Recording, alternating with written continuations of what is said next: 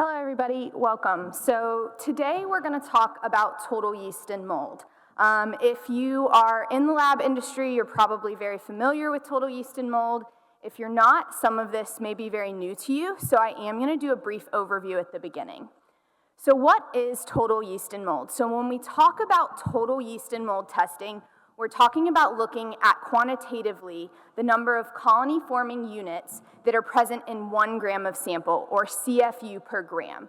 That's how we quantify it. When we report out a result, we say there's 3,000 CFU per gram, or 10,000 CFU per gram, or whatever that number may be.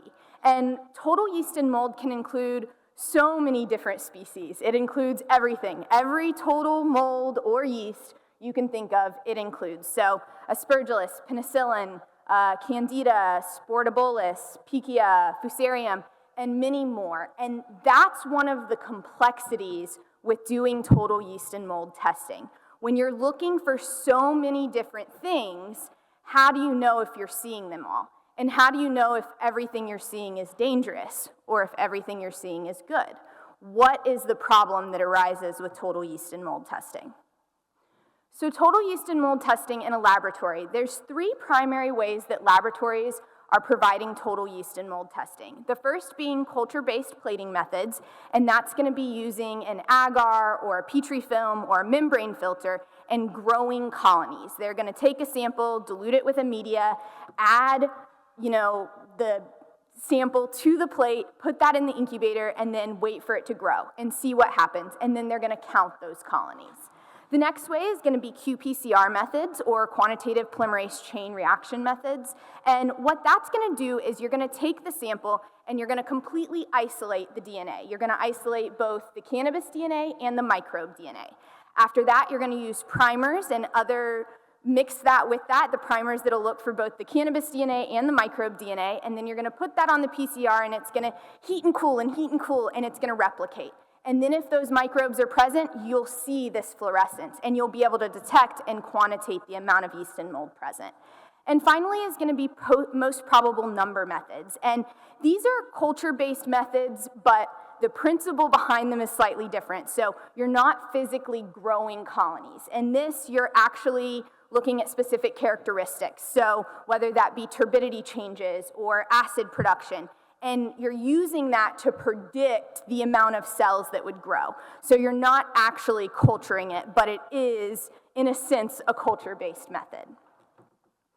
So with this, you run all of these different experiments and you get tons of different results, which is the reason for this comparison study. And so first off, what we wanted to do was we wanted to analyze cannabis samples using different types of plates, whether that be agar, petri film, and membrane filters. Plating is a really big controversy, right? Labs, you go to lab A and you get a plating result of this, you go to lab B and you get a plating result drastically different. So why? What is going on there? And so we wanted to be able to compare these methods and assess the reproducibility of the methods both individually and then also against one another. And through this, we were going to also be able to determine how the non-homogeneous nature of cannabis impacts total yeast and mold testing. We all know cannabis is not homogeneous. So what happens if I take a 1 gram scoop here and a 1 gram scoop here? Do I get completely different results? Which result is right? Did I get way more yeast and mold in this scoop and less yeast and mold in this scoop? So that raises questions. And then also to establish true incubation times for each plating method. A lot of the different manufacturers that produce these plates make recommendations. Incubate for 48 to 72 hours. Well, guess what? If you're a cannabis lab and you've been told by a manufacturer you could incubate for a minimum of 48 hours, chances are cannabis labs are just going to proceed with that because turnaround time is important. They need to get those results out, even though that method may need to go longer. And so we wanted to establish that as well. So sample prep and design, what we did here was we took 3 unique samples, and these 3 unique samples were weighed up 5 times, and then we plated those samples at 3 different dilutions. And we used 7 different types of plates, so 4 agars, 2 petri films, and a membrane filter. And then we also took a single aliquot that you see here, and we weighed it 5 times, or we had it weighed once, and then we prepped it 5 times. And the goal of that was to show the reproducibility from in 1 aliquot. So if you have 1 aliquot, theoretically, it should have the same amount of yeast and mold throughout. So we should get the same result for every single one of those samples. So true incubation times, let's talk about that first. So as I mentioned, manufacturers will make a recommendation, 48 to 72 hours, 72 to 96 hours, but that's all they give you. And so it's the laboratory's responsibility to validate that.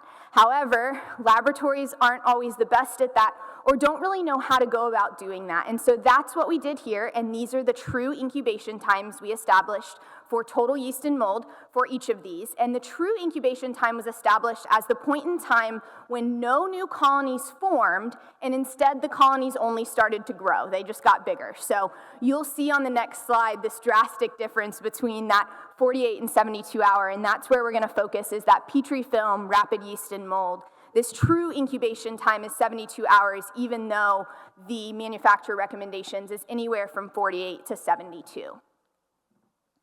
And that's what you can see here. So you can see here this top set of plates is gonna be the rapid yeast and mold after 48 hours. So with these samples, we put them in after 24 hours, we pulled them out of the incubator, took pictures, put them back in for another 24, pulled them out, took pictures. We did that all the way up to 120 hours. And you can see there is a drastic difference between the 48-hour and the 72-hour plate results. And based on this, and then reading those plates and attempting to count those plates, I mean, counting the 48-hour plates is not easy.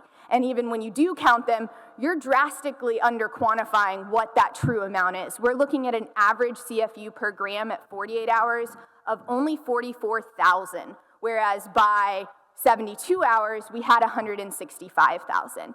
And I did want to note here that, past the 72 hours, that average stayed about the same. We really didn't see an increase, which is why we established that as that true incubation time.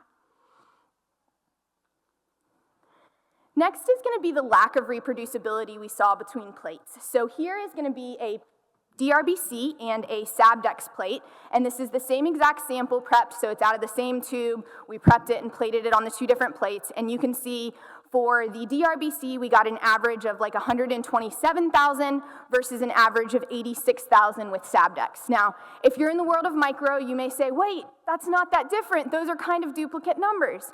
But in the world of Florida, where our regulations are 100,000 CFU per gram, this is the difference between a product passing and a product failing.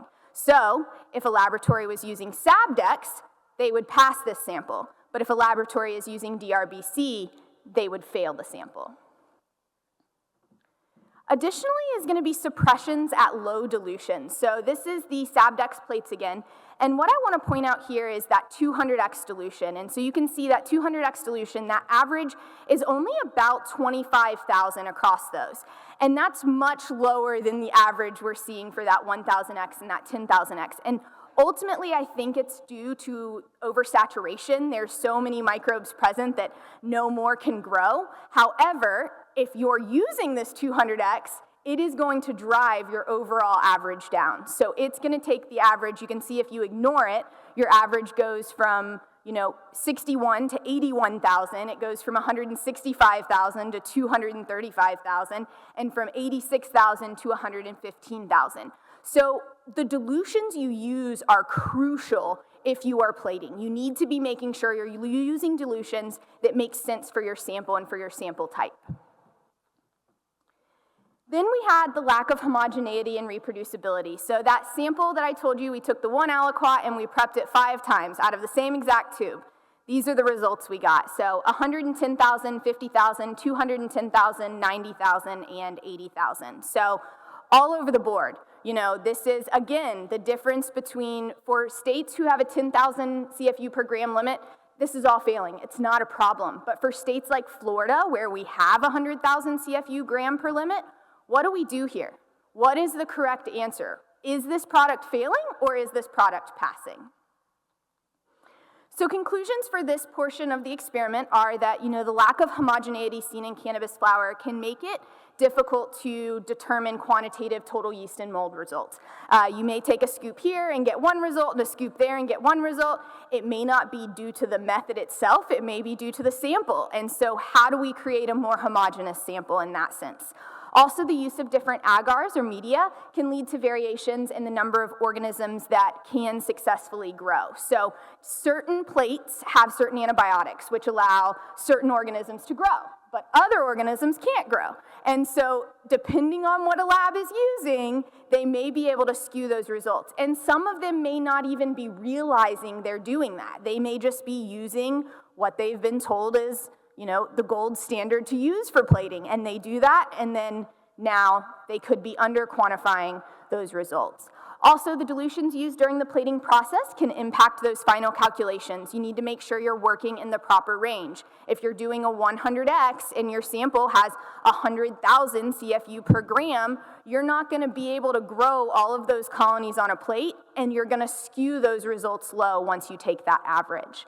And then the incubation time for each plate type must be determined prior to processing samples. All laboratories really need to go about this process. They need to take whatever plate type they're using, and you need to let it grow. See what happens. Establish that true incubation time. Truly validate when those samples are ready to come out of the incubator.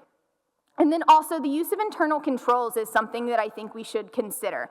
I don't know how to go about doing this, but I figured what better of a conference to kind of say, this would be a great thing to have.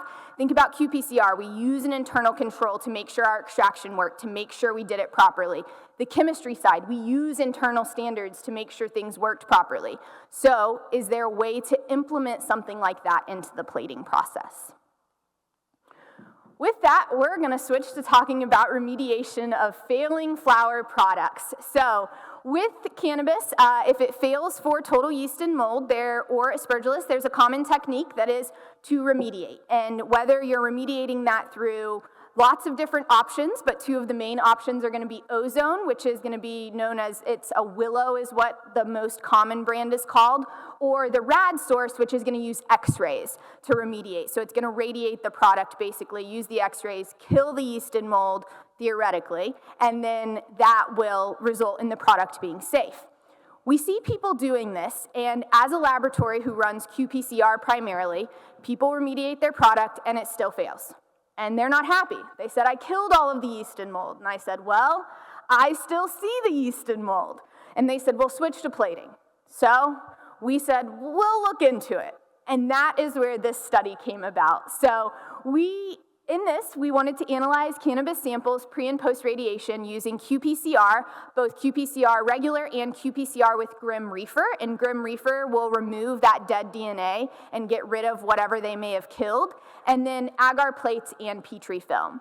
We then wanted to add an enrichment step to that plating process of the radiated product to measure cell viability. So one of the thoughts here is sublethal cell injury. The cells aren't actually being killed, they're just being injured. And so if we give them an environment that makes them happy, maybe they'll grow for you, and then you can actually properly quantitate. So we wanted to add this enrichment step to kind of see what happened there. And then also we wanted to look at the pre- and post samples for cannabinoids and terpenes to see what that was also doing to the product. So for this experimental design, what we did was we took all of these lovely different samples. So we had pre-rad, post-rad, 2 weeks post-rad, 4 weeks post-rad, 6 weeks post-rad, and 8 weeks post-rad. And I want to mention that the pre- and post-rad are the same exact sample. The client literally took a sample, grabbed a handful of it out before radiating it, put it in the radiate, then grabbed more of it and gave it to us. But the 2 weeks, 4 weeks, 6 weeks, and 8 weeks are different samples. They're just those time points out post-radiation. The reason for doing that is to see if, after 8 weeks, have those cells repaired themselves and are now we're going to have tons of yeast and mold growth whenever we go to plate this. So we took all of those samples, we prepped them in triplicate, then we plated them at 3 dilutions using DRBC and 3M rapid yeast and mold, and then we also analyzed those samples via qPCR and qPCR with Grim Reefer. And this is the average CFUs that we saw across the board. So anything in red is going to be those failing CFUs in the state of Florida, so 100,000, over 100,000 CFU per gram. And you can see that pre-rad sample across the board, it failed. Even with, the use of Grim Reefer brought the number down some, but it still failed. Plating, 300,000, 250,000, 330,000, and 142,000. So it's very evident that flower was extremely contaminated, not good. Definitely don't want that flower on the market. The post-rad, however, you can see when we ran qPCR on it, we got 435,000, but then when we plated it, we only saw 1,600 and 1,400. And this is without that enrichment step. So no enrichment step, these are the numbers that we were seeing. So drastically lower numbers across the board. So the theory of the reason why you get higher results with qPCR is because you're not destroying the DNA, but it's dead, seemed to make sense, but we still weren't convinced. We're not 100% convinced that this product is safe for human consumption. And so that's when we added this enrichment step. And so what we did here was, and you can see these little circles that I've circled, these are little dots that are growing. We don't know what they are. We don't know if they're trichome interactions. We don't know if they're just particulate, or are they colonies that are attempting to form, but something has happened during this radiation process, and now these colonies can't grow. I don't know what it is, so I want to figure out what it is. So we took those samples, put them in the incubator for 3 hours, and then we plated them again. And that allowed us to enrich them, give them that time to get excited and get happy, and if they were alive, hopefully to grow for us. And so here is the CFU averages after enrichment. So with no enrichment, for that pre-rad sample, you saw, about 300,000 or so. After enrichment, you saw way, way higher numbers, which tells me that my enrichment process worked. That's why I wanted to enrich that pre-rad sample, is to show that if you enrich it, it's going to grow. If it's there, if it's happy, if it's in the good juice, it's gonna work. And we were able to show that with that. But then post-rad, you can see we did see a slight increase in some of these samples, but nothing drastic, nothing that would lead us to believe that the product was failing, as far as if we're going to plate it. However, that doesn't mean that these cells are not viable, but not culturable. So are they still viable? Are they still dangerous? But can we just not culture them? So looking at cannabinoids and terpenes then is going to be our pre-rad and our post-rad flower here. So to the naked eye, these flower samples may look the same. Also, these pictures may not be the best. However, if you look at these in person and you are looking at cannabis flower all day, every day, like our team is, you get samples in that are radiated, and we can normally tell. We're like, this went through rad source, or this went through willow, because they look almost bleached. They aren't as vibrant. They aren't as green. And so what does that mean? What is that doing to the flower? I don't know. But for a consumer, they may never notice. They may never see the difference in this, and they may never be told that their product went through rad source or went through ozone treatment.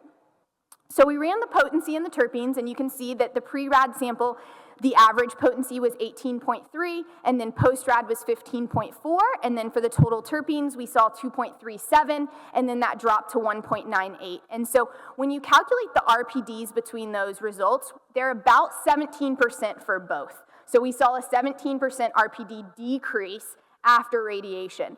Does this mean this happens to every single sample that goes through the rad source? I'm not sure, but this is what we saw from our preliminary investigation.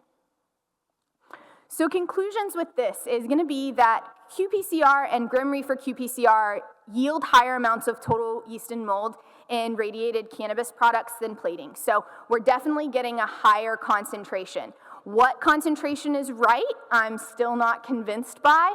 Total yeast and mold is a pain. It drives me crazy, but we're here to figure it out, right?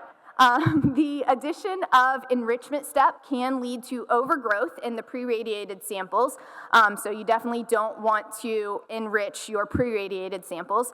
However, the post-radiated flower did not yield a drastic increase, but it just makes me feel more comfortable. If there is something alive there, if I give it a chance, maybe it'll grow. So it makes me as a laboratory feel a little bit more confident in releasing plating results. And then any viable cells that may be present in radiated flower do not come culturable for at least 8 weeks after treatment. So that's what we saw there is, we treated they were treated, 8 weeks later, we still saw no growth. Does that mean they're not viable? Again, I don't have the answer to that, but I can say that I was not able to culture them. The cannabinoid and terpene content can decrease after a product has undergone radiation. Whether or not this is an outlier, this is something that happens every time. This could also change based on the amount of time it's in the rad source, the amount of rad source that it experiences, etc. So there's a lot of variables here that in further studies we're going to need to better control. We're going to need to have more information from our client of exactly how long they're being exposed to the x-ray, what rate of x-ray they're being exposed to, so we can kind of better pinpoint, is there a point where you're destroying the yeast and mold, but you're not hurting the flower? And then more research is needed to determine whether or not this remediation process is truly removing all of the total yeast and mold, or if it's simply fooling the test. So that's the big takeaway here is remediation able to actually fix our product, or is remediation just figuring out a way to trick the test?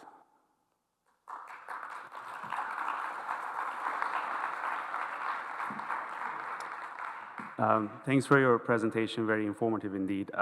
As far as I know, one of the health concerns of this microbial contamination is related to the mycotoxins produced by some of those species, particularly Fusarium aspergillus. I understand that remediation might kill those microorganisms, but what happens to those mycotoxins? Are they also eliminated? So mycotoxins are interesting because they're not a living species anymore like the microbes, so they're secondary metabolites. So with the mycotoxins, when you have a microbial and it starts to break down, you form this secondary metabolite. From our experience, we have seen that even when you extract something, if it previously had that contaminant and it allowed it to form, we've still seen mycotoxins present. So I would say that it doesn't get rid of it. So you're still having a whole nother battle, which is why that mycotoxin testing is so important. Even if you're able to eliminate the microorganism, mycotoxin still is remaining in the sample. Yeah. Yes. Thank you. I'm sure that they're self-picking these samples, right? The companies are self-picking the sample, right? Yes. There's no state or So lab that's going. for final product, we do all of the sampling ourselves. So once the product has been radiated, if it's being sent for final compliance testing, it is already in its package and we go out and randomly select. But for this experiment, they sent the sample. But yes, Florida is very strict about their sampling procedures. And is there a minimum or maximum to the lot size that you get to pick from? Is it mandated on the volume? Is it 10 pounds that you actually pick that sample from? Or is it, 20? Yes, so it's based on the batch size. So we have to take 0.35% of the batch plus 10 grams for total yeast and mold. So, you're going to take a minimum of 15 grams plus 10 grams. So we're always, as a lab, bringing back a minimum of 25 grams of flour.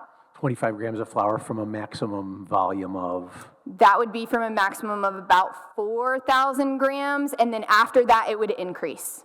Oh, that's... So as your batch size increases, once you reach that threshold of the 0.35%, you then have to start collecting more sample. Well, that's better than So, there's some samples where we literally bring back like 250 grams of sample. Oh. Thank you. Hey, great talk.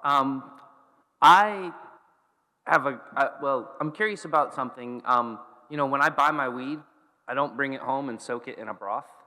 So maybe do I need to care about these like residual microbes? I think I would care more about the mycotoxins. So with the microbes, the thing is that's just allowing us to culture them and to grow them. But standardly, they're still there. That's just allowing us to quantify them by adding them to that broth. But if they're that hard to culture, then they're probably, it seems like they're probably less competent to infect me too, right? It's hard to say. It depends on what it is. If you have some powdery mildew, I don't think you want to be inhaling the powdery mildew. No. I don't want the toxins or the residue from it, right? But when you measure these irradiated samples, like I would love to see the error bars and stuff because we do this with so much of our food. Irradiation is brilliant. I've seen lots of data from RadSource and other radiation companies. I think a lot of people suck at using the machines, but I think rad source and radiation is used differently in other industries, though. It's not necessarily, it's used for shelf life purposes rather than to kill bad things. Yeah. Well, and again, right, just the fact that the critters were growing in the weed, that's the bad part, right? like, and what they were doing, right? They've been crapping in my weed, right? So that's why I don't want it. But yeah, I would find it hard to believe that used properly, this rad source is going to do a significant amount. I mean, I don't do much chemistry with X-rays. That's what we use it for. And I think that's why more research, ultimately needs to be done before we just put a ton of rad source product on the market, is what is it doing to the product? Make sure it's actually, solving the problem rather than just tricking the test, because there are dangerous molds that could be present. Aspergillus could be present and rad source could allow that colony not to grow, but the aspergillus then broke down into mycotoxins that now you're inhaling mycotoxins. So there's so many different pieces to the puzzle that I think that the whole picture needs to be addressed.